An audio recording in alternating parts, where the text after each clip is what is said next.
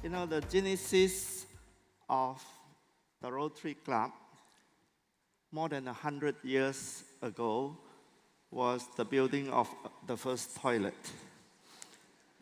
And now we have come full circle to Singapore to talk about toilets. However, the taboo is still very large.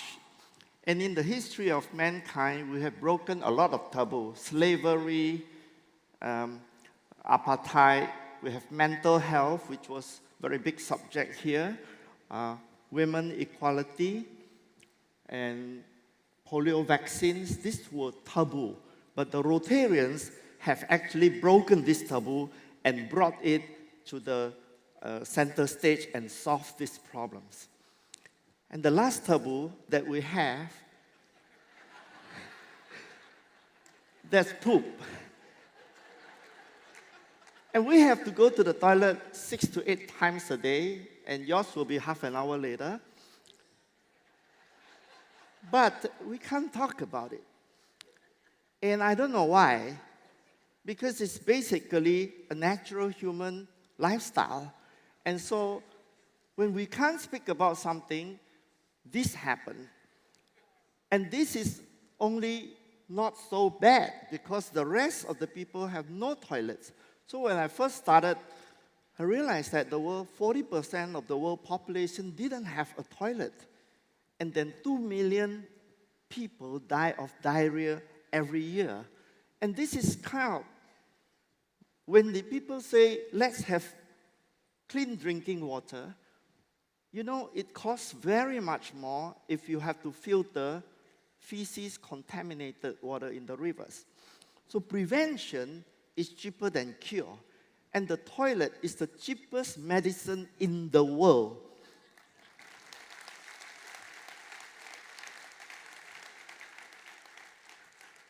If you can prevent diseases, you don't have to cure it. And 50% of the world's poorest countries' hospital beds are filled by people who has drank contaminated water. And so feces, we have to treat it. So I was 40 years old when I realized this big crisis happened. And I talked to myself, I checked it up. When does a Singaporean male die? And they die around 81. So I say, all right, the last 1 year might not be so healthy. I will target myself to die on my birthday at 80. And so I was 40 and have 14,600 days more to live. And what's the point of being a businessman, making money? I sold all my businesses and I retired at 40. And the last 27 years, I've been working full-time for free as a volunteer promoting sanitation.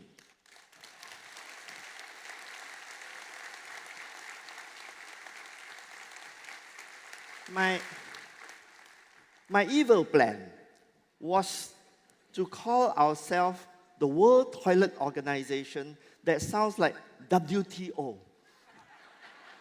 And I wanted the World Trade Organization to sue me so that everybody will pay attention to sanitation. They didn't sue me. I think they were very kind. So I was called the other WTO, and all the time this became very sticky. And everybody remembers World Toilet Organization, the first time they heard it. And we did the World Toilet Summit in 2001, and then the world go crazy. The media talks about it, and everybody start to have permission to talk. And every year we have World Toilet Summit. We went to Beijing, Belfast, Philadelphia, Durban in South Africa, in Abuja in Nigeria, India, and everybody talks about toilets. And eventually, President Clinton came to do fundraising with us, and we went to Brazil to change the law to allow private-public partnership. I convinced the Senate, and we went to China to build school toilet in rural area, and we have a Bollywood star like Akshay Kumar coming to endorse our work. So Prime Minister.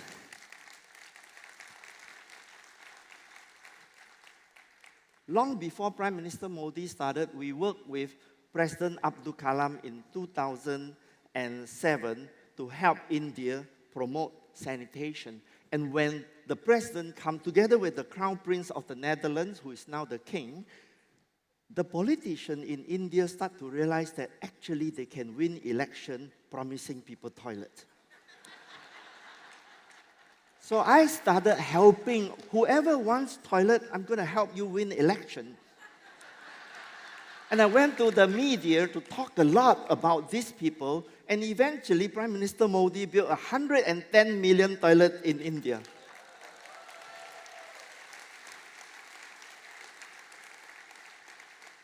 Bill Gates realized that prevention is cheaper than cure because he's spending billions curing people, so he also started the program called Reinventing the Toilet. In Brazil, we lobbied because they don't have money to invest in their wastewater treatment plant, so we lobbied for the Senate to pass a law for private-public partnership so that foreign private investment fund can invest in their wastewater treatment plant. And in the last 4 years, we have raised $12 billion US.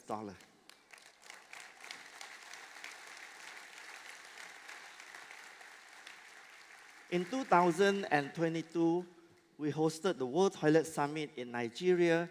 We have the president of Nigeria with water resource minister, and also the number 2 in the UN, Amina Mohammed, and they all give legitimacy. And now we want to work for all Africa sanitation, and we're negotiating if we can go to Uganda to do a World Toilet Summit as well.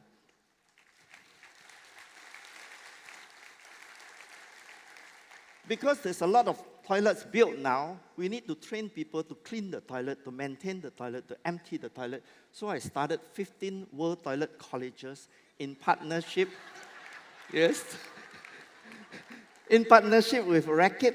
Reckitt Benckiser sells bleachers like Clorox.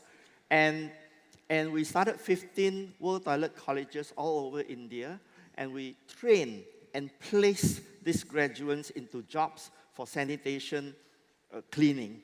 There's also a job where they dive into the sewer, and this untouchable lowest class, they dive into sewer and they breathe toxic gases. And this sewer diver, they die around 45 years old. So I said, we cannot have this inhumane job. We teach them to do their work with machine above ground. So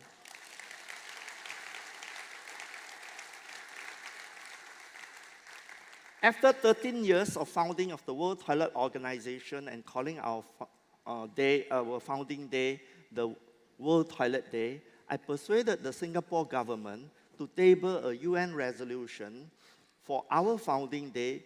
Our NGO is very, very small.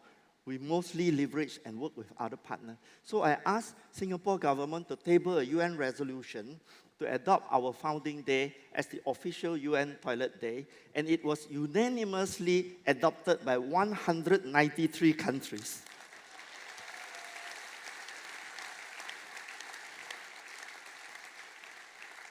So World Toilet Day is now celebrated in all countries in the world every year, and the legacy continues, and I don't have to do much work because now they are doing their work.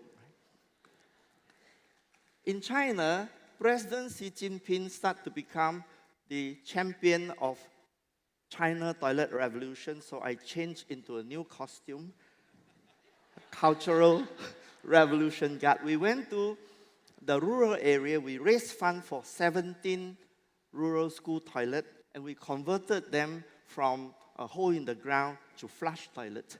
And we trained the students to clean the toilet so that they will take care of it culturally, they will love their toilet. And the student told me that after they have the flush toilet, they feel proud that they are the same as the student in the city.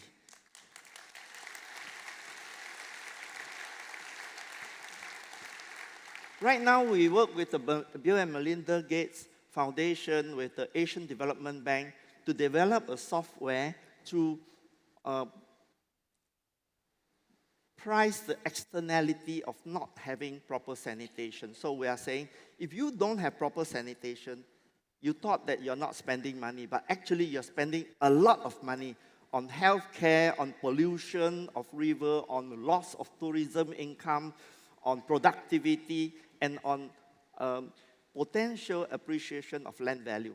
So we make this calculation to convince politicians that they are actually losing money, and also to convince them that if they do the reverse, the people are going to vote for them.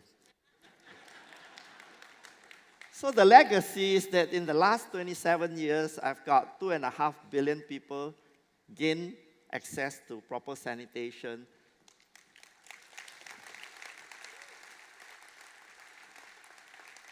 $3 billion audience every year, promoted by every country, and 19 World Toilet Summit, 110 million toilet built in India, $12 billion invested in Brazil. China tourism toilet is now completely clean. If you go to China for holiday, don't worry. And Nigeria is going towards open defecation free in time for the SDG. And we have broken the taboo of sanitation.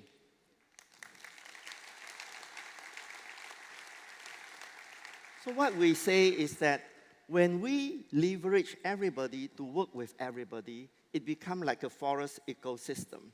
So everyone is selfishly wanting to achieve their own objective, but the collective selfishness is now selflessness.